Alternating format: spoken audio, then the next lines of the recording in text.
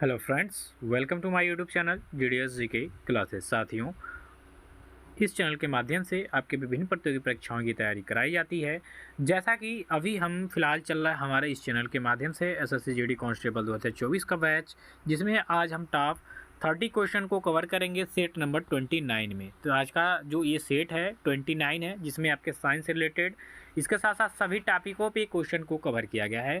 तो जो भी हमारे साथी जुड़ना चाहते हैं एसएससी जीडी कांस्टेबल के लिए, देखिए पिछली बार का बैच भी शानदार रहा था, बहुत सारे क्वेश्चन भी फंसे थे, बहुत लड़कों का सिलेक्शन भी हुआ है। तो इस तरह से उसी तरह से फिर ये चालू किया गया बैच। तो आज 29 हम सेट को कवर करेंगे। इसमें जो भी क्वेश्चन है सभी प्रीवियस ईयर के क्वेश्चन पे आधारित हैं और ज़्यादा से ज़्यादा प्रीवियस ईयर के क्वेश्चन ही सम्मिलित किए गए हैं। तो चलिए वीडियो स्टार्ट करेंगे। स्टार्ट करने से पहले वीडियो अच्छी लगी तो लाइक कमेंट शेयर करिएगा और चैनल को सपोर्ट करिएगा। फर्स्ट क्वेश्चन है आपके सामने कि विद्युत प्रतिरोध मापा जाता है। तो विद्युत प्रतिरोध के बारे में बात करेंगे तो ये मापा जाता है ओम मीटर द्वारा। यहाँ पे सी ऑप्शन करेक्ट हो जाएगा आपका। अगले क्वेश्चन की बात करेंगे कि विद्युत आवेश का मात्रक क्या है। तो विद्युत आवेश का मात्रक साथी होता है कूलाम। आप इसको याद रखिएगा कि जो विद्युत आवेश है इसका मात्रक क्या हो जाएगा आपका, कूलाम हो जाएगा। तो बी ऑप्शन यहाँ पे हम सही कर देंगे।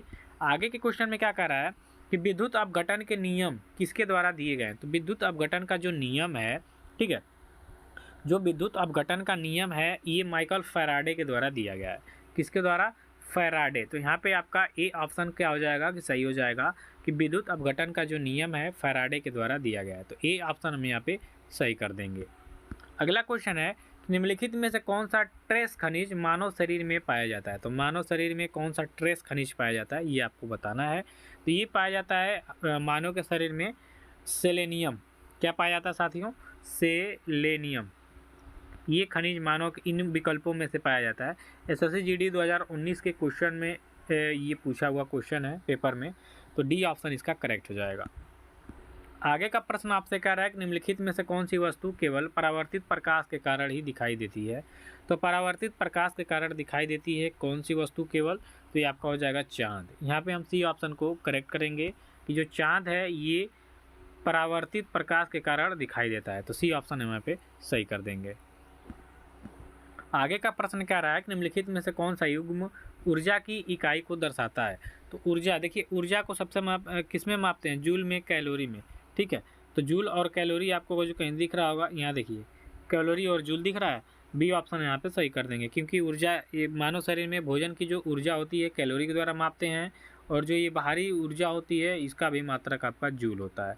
तो बी ऑप्शन हम यहाँ पे क्या कर देंगे, राइट कर देंगे यहाँ पे कि निम्नलिखित में से जो ऊर्जा का युग्म है, इकाई है, वो आपका कैलोरी और जूल हो जाएगा। आगे का क्वेश्चन क्या कर रहा है कि निम्नलिखित में से कौन सा एक लौह खनिज है। लौह व खनिज की अगर जो हम बारे में बात करेंगे तो इनमें से क्या हो जाएगा साथियों? इसमें से हो जाएगा आपका मैग्नीज, ठीक है। मैग्नीज क्या है? एक लौह व खनिज है। तो हम यहाँ पे कह सकते हैं ऑप्शन नंबर ए इसका राइट होगा। आगे का प्रश्न आपसे कह रहा है कि दूध में निम्नलिखित में से कौन सा अम्ल पाया जाता है। तो दूध में कौन सा? तो दूध में आपका लैक्टिक एसिड पाया जाता है, याद रखिएगा। ऑप्शन नंबर यहाँ पे आपका बी हो जाएगा। दूध में क्या पाया जाता है साथियों? लैक्टिक अम्ल पाया जाता है, ठीक है, याद रखेंगे। यहाँ पे आपका हो जाएगा B option is correct answer. Next question कह रहा है कि निम्न में से किस पोषक तत्व की कमी से रिकेट्स नामक बीमारी होती है। अब यहाँ पे रिकेट्स, जिसको हम सूखा रोग के नाम से भी जानते हैं, ठीक है, जिसमें हड्डियाँ सूखने लगती हैं तो शरीर भी सूखने लगता है। तो रिकेट्स यानी कि सूखा रोग किस पोषक तत्व की कमी के कारण होता है, आपको यहाँ पे बताना है। तो साथियों, जब हमारे शरीर में विटामिन डी की कमी होती है, ठीक है, विटामिन डी की, तो ये रिकेट्स जो रोग होता है ये उत्पन्न हो जाता है, जिसमें हड्डियाँ क्या होती हैं, सूखने लगती हैं, कमज़ोर होने लगती हैं। तो जब हमारे शरीर में विटामिन डी की कमी होती है तो रिकेट्स रोग होता है। तो सी ऑप्शन यहाँ पे सही हो जाएगा। आगे का क्वेश्चन आपसे कह रहा है कि निम्न में से कौन सी ग्रीन हाउस गैस नहीं है। इनमें आपको बताना है कि ग्रीन हाउस गैस कौन सी नहीं होगी। तो इनमें आप देखेंगे तो जो आपका आर्गन है ये आपका ग्रीन हाउस गैस नहीं होगा। तो यहाँ पे आप डी को सही कर देंगे कि निम्न में से जो आर्गन है ये ग्रीन हाउस गैस नहीं है। तो डी ऑप्शन करेक्ट हो जाएगा। आगे का प्रश्न कह रहा है कि भारत सरकार द्वारा योजना आयोग किस वर्ष में स्थापित किया गया था। योजना आयोग की बात करेंगे तो ये 1950 में अस्तित्व में आया था। पंडित जवाहरलाल नेहरू उस समय प्रधानमंत्री थे, भारत के first prime minister of India, और इन्हीं के द्वारा ये योजना आयोग को लाया गया था। तो राइट आंसर इस क्वेश्चन का ऑप्शन नंबर सी हो जाएगा कि भारत सरकार द्वारा योजना आयोग 1950 में स्थापित किया गया, पंडित जवाहरलाल नेहरू के शासनकाल में। केंद्र सरकार द्वारा राष्ट्रीय खेल विकास कोष यानी एनएसडीएफ की स्थापना किस वर्ष की गई थी? तो केंद्र सरकार द्वारा राष्ट्रीय खेल विकास कोष एनएसडीएफ की बात करेंगे तो इसकी स्थापना की जाती है 1998 में, यानी डी ऑप्शन इस क्वेश्चन का राइट आंसर हो जाएगा। आगे का प्रश्न आप देख सकते हैं कि भारतीय अर्थव्यवस्था का प्राथमिक क्षेत्र है। तो साथियों, भारतीय अर्थव्यवस्था जो है इसका प्राथमिक क्षेत्र कई बार ये आपके एसएससी जीडी से लेके एसएससी के कई सारे एग्जाम में पूछ चुका है। तो प्राथमिक क्षेत्र जब भी पूछे आप कृषि की ओर रुख करेंगे तो यहाँ पे आपका एग्रीकल्चर इज राइट आंसर, यानी कि कृषि आपका राइट आंसर हो जाएगा, सी ऑप्शन करेक्ट हो जाएगा। आगे का प्रश्न में कहा जा रहा है कि केरल में फसल की कटाई पर कौन सा उत्सव मनाया जाता है? तो केरल में फसल की कटाई पर बात करेंगे तो आपका ओणम जो है ये एक त्यौहार मनाया जाता है, ठीक है, ओणम। यहाँ पे बी ऑप्शन इसका करेक्ट आंसर हो जाएगा कि केरल में फसल की कटाई पर ओणम त्यौहार मनाया जाता है, ठीक। तो यहाँ पे बी ऑप्शन इसका करेक्ट हो जाएगा। नेक्स्ट है कि किस संशोधन अधिनियम के अनुसार बेटे बेटियों और उनकी माताओं की पारिवारिक संपत्ति में बराबर हिस्सा मिल सकता है? ये क्वेश्चन आपके एसएससी के जीडी एग्जाम में कई बार पूछा हुआ है साथियों, और आपके जानकारी के लिए भी ये चीज़ आवश्यक है, ठीक है। तो किस संशोधन अधिनियम के अनुसार बेटे बेटियों और उनकी माताओं की पारिवारिक संपत्ति में बराबर हिस्सा मिल सकता है? तो ये आपका किया गया था हिंदू उत्तराधिकार संशोधन का अधिनियम 2005। तो यहाँ पे ए ऑप्शन इसका करेक्ट हो जाएगा, ठीक है। चलिए, भारतीय संविधान सभा द्वारा राष्ट्रगान को निम्नलिखित में से किस वर्ष अपनाया गया था? तो भारतीय राष्ट्रगान जिसके गायन का समय है 52 सेकेंड, इसको अपनाया गया था। रचना किसने किया है अभी जान लीजिए। तो रविन्द्रनाथ टैगोर जी ने इसकी रचना किया था, किसकी? तो राष्ट्रगान की। और इसको अपनाया गया था 24 जनवरी 1950 को। याद रखिएगा कब अपनाया गया, पूरा डिटेल जान लीजिए, 24 जनवरी 1950 को। और 26 जनवरी को गणतंत्र दिवस लागू हुआ, उससे 2 दिन पहले यानी 24 जनवरी 1950 को राष्ट्रगान को अपनाया गया था, ठीक है। डी ऑप्शन यहाँ पे कर देंगे। भारत के कितने राज्यों में द्विसदनीय विधानमंडल है? द्विसदनीय विधानमंडल का मतलब होता है विधान परिषद, ठीक है, याद रखिएगा। एक होता है विधान परिषद और एक होता है आपका विधानसभा, ठीक है।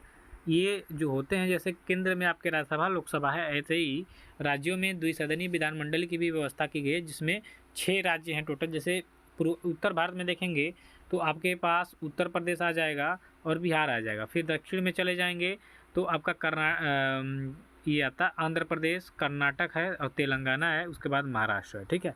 इतने राज्यों में आपकी द्विसदनीय विधानमंडली है। तो 6 इसका सही उत्तर होगा सी। भारतीय संविधान के निम्नलिखित में से किस अनुच्छेद के अनुसार देश के नागरिकों को प्राण एवं दैहिक स्वतंत्रता के संरक्षण का अधिकार प्राप्त है? इसको आप वेरी इंपॉर्टेंट कर सकते हैं, क्योंकि नागरिकों के प्राण एवं दैहिक स्वतंत्रता का संरक्षण किस अनुच्छेद में दिया गया है? तो ये आपके आर्टिकल 21 में दिया गया है, यानी अनुच्छेद 21 में दिया गया है। तो बी ऑप्शन यहाँ पे हम सही करेंगे इसको। अगला है कि भारत के संविधान का अनुच्छेद 76 किससे संबंधित हो जाएगा? तो आर्टिकल 76 की बात करेंगे तो भारत के महान्यायवादी से संबंधित ये अनुच्छेद है। आप यहाँ पे ए ऑप्शन सही करेंगे। आगे का क्वेश्चन है कि उत्तर प्रदेश के बाद किस राज्य में लोकसभा की सीटों की सर्वाधिक संख्या है? उत्तर प्रदेश की बात करेंगे तो यहाँ पे लोकसभा की सीट है 80। इसके बाद से अगर जो कोई राज्य है जिसके पास है 48 सीट तो वो आपका हो जाएगा महाराष्ट्र। तो यहाँ पे डी ऑप्शन आप करेक्ट कर देंगे। महाराष्ट्र के पास उत्तर प्रदेश के बाद सबसे ज़्यादा लोकसभा सीटें हैं, यानी कि डी ऑप्शन करेक्ट हो जाएगा। भारत के किस राज्य में संगाई त्यौहार मनाया जाता है? संगाई त्यौहार के बारे में बात करेंगे तो ये आपके मणिपुर स्टेट में मनाया जाता है। ये ऑप्शन इसका करेक्ट हो जाएगा। नेक्स्ट है नागार्जुन सागर बांध आपकी कौन सी नदी पे बनाया गया है? तो नागार्जुन सागर बांध ये बनाया गया आपके कृष्णा नदी पे। बी ऑप्शन इस क्वेश्चन का राइट आंसर हो जाएगा। इसके बाद है कि उत्तरी भारतीय मैदानों को दलदल पट्टी को, जो दलदल पट्टी है उसको किस नाम से जाना जाता है? तो उसको जाना जाता है तराई के नाम से। किसके नाम से? तराई। तो यहाँ पे आप सी ऑप्शन करेक्ट करेंगे।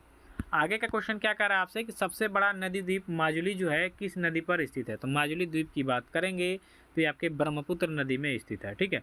और ये पड़ता है आपके असम में। तो यहाँ पे डी ऑप्शन इसका करेक्ट आंसर हो जाएगा। इसके बाद से क्वेश्चन है आपका कि आगा खान महल आपके किस राज्य में स्थित होगा?